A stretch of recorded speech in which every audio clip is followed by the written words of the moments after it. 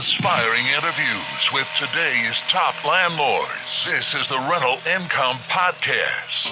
And now, Dan Lane. When you own rental properties, things are going to come up from time to time. There's going to be repairs or things that need to be replaced. But in my experience, it's usually not that big of a deal. Something comes up, I just take care of it and I move on and I don't even think about it again. But it's not always like that. My guest today got started and had just a horrible first year. Everything that could possibly go wrong went wrong with his properties. But he survived it, he learned from it, and he's on the other side of it today. So I want to hear what happened, what went wrong, how he dealt with it, and how things are going today. So let's take a real quick break. We'll come back in 60 seconds and we'll meet Jason Downing. If you're a do-it-yourself landlord and you're looking for the ultimate online resource to help you better manage your rentals, check out Rentler. They have everything you could possibly need to help you better manage your rental properties, from taking online applications to tenant screenings and online payment processing. They have a special offer just for our listeners. If you sign up for a tenant screening, they'll give you a free year of ACH payment processing. Just reach out to their customer service department after you order. For more information, go to tryrentler.com/offer. That's TRYRENTLER.com/offer. Are you looking for a roadmap to financial freedom? If so, we have a solution for you. Norada Real Estate is offering a limited number of free strategy sessions to help you get out of the rat race. Learn how you can create wealth and build monthly passive income. To set up a time with one of our knowledgeable investment counselors, simply go to noradarealestate.com. That's NORADA realestate.com. Hey, Jason, welcome to the podcast. So why don't we start with you telling us how you first got interested in buying rental properties? Hey, Dan, thanks for having me. Looking forward to it. I got started just as a way to kind of start exploring ways to supplement my income. My line of work, it's commission-based, so you're directly in this regard. You're limited on your income and how many hours you work. Essentially, I didn't like that idea. I didn't want to work more to make more necessarily. So I started looking at different avenues to supplement my income, and didn't have anybody in my family or anybody close to me really that invested in real estate. So I just kind of started researching, and it seemed like the best way for me to go. And the more I got into it, the more I was pretty convinced that that's what I wanted to start doing. So that's kind of how it started. And it took I definitely tried to educate as much as I could, because again, I didn't have any immediate mentor or anything like that. Right. And just learned. And then when I felt comfortable, finally made the jump. So you're just a normal guy with a normal job that wanted to make this happen. Yeah, I'm not a high income earner. I mean, I do fine, but I'm not an oral surgeon or anything like that. I saved up some bonus money and some, out of every paycheck, saved up a little bit. And my wife obviously was on board too. And we bought our first one. And then it gets a little easier after that when you can start snowballing your cash flow and things like that. So yeah, just very organically, didn't win the lotto or didn't, drain my 401k or anything like that. Just did it as best as I knew how at the time. And it doesn't sound like you were using any kind of creative strategies to buy the properties. You were just kind of doing a normal 25% down payment loan. Yeah. Just very simple, 25% down, non-occupied, 30-year mortgages. And not because I was opposed to anything creative, but that was just, when you start out, that's what and that was what I was able to get. And so that's what we went with. So once you got started, you went right at it. And in a pretty short period of time, in 18 months, you ended up buying your first 7 doors, which is pretty awesome. It started with just a duplex, and then I'm sure we'll talk about it, kind of just grew from there. Was it hard finding the first property? Like, talk me through finding that first deal. Yeah, I got set up with an agent who I just kind of knew through my work. And she definitely dealt more with residential and higher end than what I was going to be looking for out of a rental. So I'm very appreciative that she even spent the time to help me out. So we started looking at properties, or she would send me a list, and I would really worked on analyzing them. So I didn't want to waste her time or mine going out to properties that weren't going to make sense. So I spent a lot of time analyzing them. The ones that made sense and I liked the area, we'd go and see. Yeah, I went through. I didn't go through 100 or anything, but I probably went through at least a dozen or more in a short period of time before we found the one that we ultimately bought. And so we made a jump on that. And that was, even though it wasn't that long ago, it was a lot easier to find deals. I look now in the market that I'm in, and I still pass a lot of the properties that I went inside of and thought about buying. And the value of those, I mean, had I known, I'd have bought, probably several other ones, but I would have never made it to the one that we bought, which I think was probably the best of the group. So yeah, that's kind of how we started analyzing and going from there. And then the other two that we ended up buying, the 5 units that we bought after that, were actually off market deals. How were you analyzing them? What were you looking for in a property? You hear like the 1% rule and 2% rule. I started with that because, again, I was just starting and I didn't know, it wasn't necessarily the end all be all, but I thought it was a good starting point. So I would look what they were currently running for, what my purchase price was going to be, what my cash out of pocket was going to be. In the area I invest in, property taxes aren't a huge concern. In the area I actually live in, and I've looked at properties there, property taxes would be a big concern because that's a huge amount of your potential cash flow a month. But beyond that, I got insurance quotes for the couple ones that I was serious about.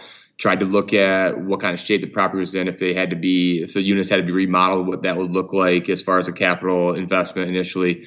And then from there, over time, I guess I've adjusted how much I reserve every month, and really try to be conservative with that, just because I don't want to be stuck, sucking all the money out of this business and then be stuck in a position that I think a lot of, kind of landlords that pick it up as a hobby, I think they can find themselves in when they're, taking every money that comes in and just paying the mortgage and thinking what's left is their cash flow. And really that's not the case. Right. Now, what really is scaring me about your story is it sounds like you're doing all the right things. So you're looking for good properties. You're using the 1% rule or the 2% rule.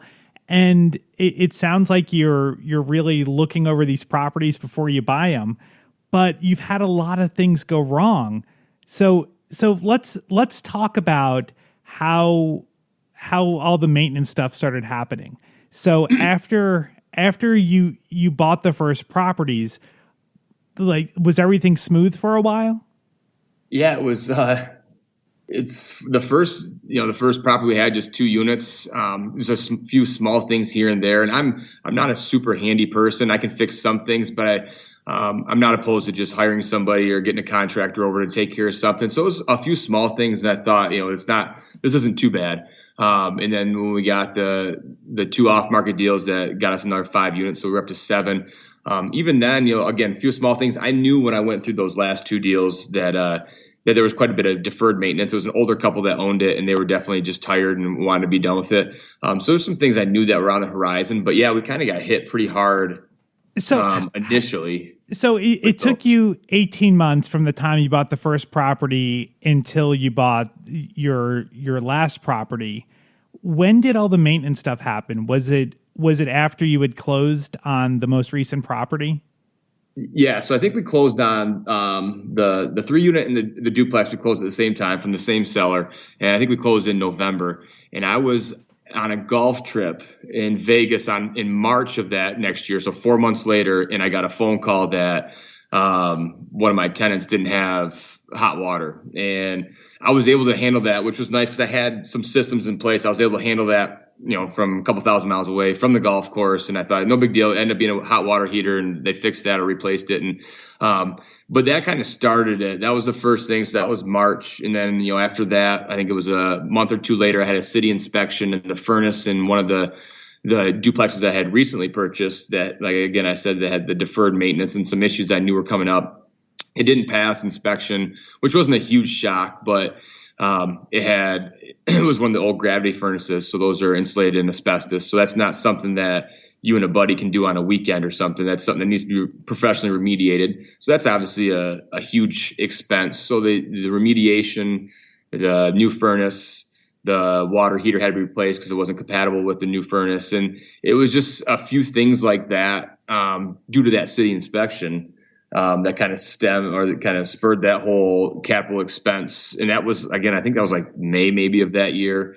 And then later in July, so a couple months later, I was replacing another water heater and bed bugs in a 3-unit. And then I finally did my last water heater and furnace in November of 2017. So yeah, like a 8-month period maybe. We had 4 water heaters, 2 furnaces, bed bugs, asbestos, and a roof leak in there that had to be replaced as well. What did all that cost? So I maybe hopefully my wife doesn't listen to this, but we did have the expenses in the business account, but it was like $24,000, I think, for all that stuff. It was, and I didn't really, I knew the ballpark, but until I sat down and started doing my taxes and stuff like that, that I really kind of got a final number on it. And luckily it didn't affect our personal finances at all. It wasn't something I was taking out of any savings we had. Luckily, again, because we talked about earlier, running the numbers pretty conservatively, and we had that money set aside. We just weren't planning on spending all of it in an 8-month period on things that we couldn't really foresee happening. So let's talk about how much you were budgeting. So you would get your rent from your 7 tenants, and then you would pay out your mortgages. How much? Let's kind of talk through everything. So how much is the total rent that comes in from all 7 units? Right about $5,000. Okay, 5,000. So you've got to pay your mortgages. How much are all your mortgages? So total mortgages, a couple of them are escrowed and a couple aren't. But I would say immediate expenses that we have to do, mortgage, taxes, insurance every month, we're right about $1,800. Okay, $1,800. So you've got about $3,200 a month left over. Yep. Okay, so you've got that $3,200 for, say, the first month. So you weren't spending that. You were just putting that aside to use for future down payments or maybe some small maintenance stuff that might come up. Right. Correct. The only thing that I was doing, so I self-manage, and until you get a little bit bigger in my market, it's pretty much 10% across the board if you're going to have someone manage your property. So I've always taken that 10% out and put it aside. Okay. So if we choose to, that's kind of like what we can use as a family if we want. It's kind of paying myself for the headaches that do come up or dealing with contractors and things like that. So take $500 off the top of the 32 remaining, and that's usually what I would set aside. For anything that came up, and or when that got a little bigger, we could use part of that for a down payment. So we had plenty of we had enough money left over or reserved for it. But it was, another couple things happened. I was going to be in a tighter position. So with the first thing that happened was a water heater. So how much did that cost to replace? The water heater, I think, if I remember right, was like $1,100 or $1,200, and I could do it cheaper. But again, I was in Las Vegas. Right.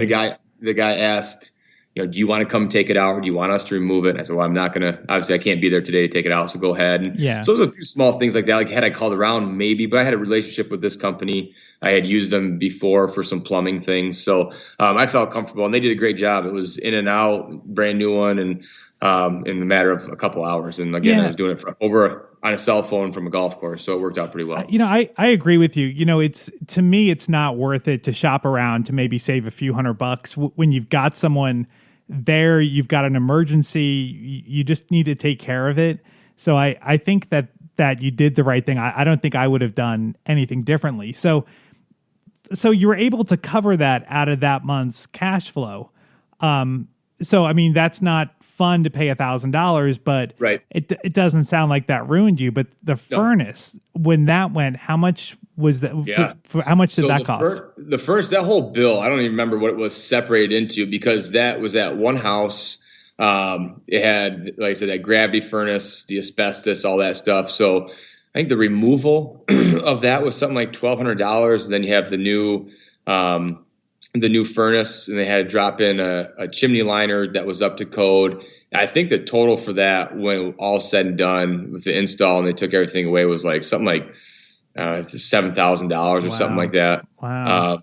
And again, same type of thing. Like, probably could have, if I would have been the contractor and got one company to remove it, got a different company to install the furnace, and maybe I saved a little money, but again, it was, I try not to make this I work a full-time job. I try not to make it another full-time job. So I have, like I said, some people that I've worked with and used for different things. And so I just went with them and made sure it was done and it was done right, and tried to make it as easy a process on everybody as I could. Right. So then you've got to buy a second furnace. So you recovered from that first. I mean, that must have come pretty close to wiping you out, right? After that first furnace, for the money you had set aside. It was close, and we had a couple months before the next one was a water heater. So a different water heater, a different building went out. So that was another, $1,000, $1,100, whatever that one was, pretty similar to the first one. And at that same time, within a couple of weeks, actually, at that same building, there was a bedbug infestation. So that was 3 units, a triplex. And they have to treat all 3. They can't just treat one because they travel and all that kind of stuff. And I mean, that's a big ticket expense that you don't foresee coming. That was like $1,200 to treat that. And they do it in a couple of treatments. So, and then the last furnace, was November of 2017. So towards the end of the year. So pretty much from March to November was when all that stuff we just talked about happened. Now, did the thought ever cross your mind that maybe this isn't a good deal? People talk about how great rentals are, but after you've had to spend that much money, did it shake you at all? Were you thinking, well, maybe this isn't for me? Well, so there's when I had the last water heater replaced and the bed bugs, like that was almost the same week. Like I was meeting both contractors down there, and we had just gone through the summer of the furnace and the asbestos and all this stuff. There was a time like this is just getting to be crazy, but at the same time, I thought, if we can weather this and get through this, not saying something worse can't happen. There's going to be other large expenses coming up in the future, I'm sure. But if we can get through this, I think that's where the horror stories come of people who knew a friend, who knew somebody who had some rental properties and it was awful and all this stuff that you hear. And had I been just taking all that money that came in, $5,000 in rent, and I just pay my mortgage and my taxes and my insurance, and then I just assume I have $3,000 left, and I start spending that, on whatever, I want to, then I would have been in a bunch of trouble, and I would have been, I would have been selling those properties probably, or just going into credit card debt to make the repairs, and so it was stressful at times, but at the same time, I didn't start and think this was going to be super easy. I still think, and I don't see this changing, that it's the best vehicle for me to potentially retire early, to supplement my income, to kind of design the lifestyle that I want to have and not have to work for somebody until I'm 50, 60, 70 years old, whatever. So I just kind of took it as a learning, situation. And I think there's some things that moving forward, maybe I'll look a little more closely at. Maybe I'll put a little bit more aside when I buy a property and I know this, this mechanical is on its last leg, or this roof really looks bad. And maybe just take care of it up front so I'm not having to later. So there might be a few things that I'll change, but I was never, other than just that initial emotional surge you get, I was never seriously thinking about maybe I should just stop doing this and go back and just work, 9 to 5 for the rest of my life. It was never that thought. What I think really saved you is your numbers, that you had such a good buffer. It's like you're bringing in $5,000 a month and you only have $1,800 a month in expenses. If you were bringing in $5,000 a month, but you had $4,500 in mortgage payments, I mean, that would be a whole different situation. So I think that really saved you. And then also, you didn't really have any turnover at this while all this was going on, did you? Well, so that was one thing we didn't talk about, I guess, even when we were talking before the podcast. So during that summer, so the same one we're talking about, the year of 2017, during that same time, we did remodel a unit. That was planned, that the contractor was ready to go, and he started that April 1st. And I think I replaced that first water heater in March. So at the time, I thought nothing of it. I'd bought the materials, all that stuff was already taken care of. So we did have like a $7,000 remodel that happened within there, but that was the only kind of turnover, I guess. And it was planned ahead of time, and that money was set aside to take care of. So I guess if you add in that, we were closer to like $30,000 last year in expenses. But at least I had that one planned, even though after everything happened, I kind of wish I had waited a little bit longer. Yeah, it's tough. It's like things like water heaters and furnaces, they're gonna go, but normally they I guess it would have been better if they were spread apart over maybe 5 or 10 years, but to be hit all at once is hard. But congratulations on making it through that. Yeah, I mean, thank you. So going forward, as far as budgeting, how much do you think you would budget on a monthly basis for repairs and for things that are going to come up? Yeah, so I still kind of am messing around with that because now it's easy to look and say, well, X, Y, and Z have already been taken care of, and that was however many thousands of dollars. So really, I only own one furnace and 2 water heaters that aren't almost brand new. So, Right. You can look at it that way and say, well, I don't have to put as much aside, but I'm going to continue. I started out just kind of 10% for repairs, 10% for capital expenses, 8% for vacancy. So kind of just they're just kind of arbitrary numbers that I started with. And I've kind of adjusted them a little bit. When we get our next property, I'll probably take a more thorough look and try to get a better idea of when's the city inspection. Because if it's in 6 months, there's a potential for them to not pass my water heater or my furnace, or so maybe try to plan accordingly there and maybe work that into the numbers when I'm analyzing that deal that I might need another $5,000 pretty quickly. But it also gets easier when you have more doors too. I mean, you have more income coming in. You don't plan on everything happening as close together as it did, obviously, but that's so true. If you have 20 doors and there's going to be a time where you're always replacing a water heater or fixing a roof or, something big plumbing issue comes up. But with it spread over, I think it's a little bit easier to weather those storms. So I'll continue to be conservative and try to put more away as opposed to not enough.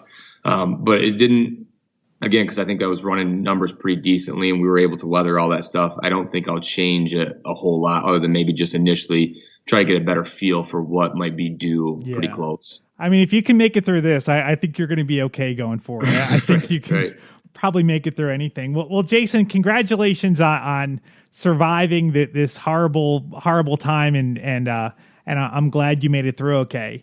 If anyone wants to reach out to you, what's the best way for someone to track you down online? Yeah, so we do residential real estate as well. My wife and I are both agents. So if anybody's interested in the West Michigan market, which is a really hot market to invest in right now, they can find us on Facebook at Downing Properties, or they can email me at downingpropertiesjd@gmail.com. And I'm on Bigger Pockets, and I like to hang around those forums and things like that. So I've got a few emails from people that are looking for properties from out of town, and I'm always more than willing to help somebody. I'm still starting out. I don't know everything, but with the conversation we just had, I've been through a lot in the last 12 months anyway. So if anybody has questions, I'm more than willing to chat with them. If you missed Jason's contact information, I've got it on the website. You can look it up at rentalincomepodcast.com/episode 172. Thank you so much for listening to the podcast. We've got new interviews every single Tuesday. My name is Dan Lane, and this has been the Rental Income Podcast.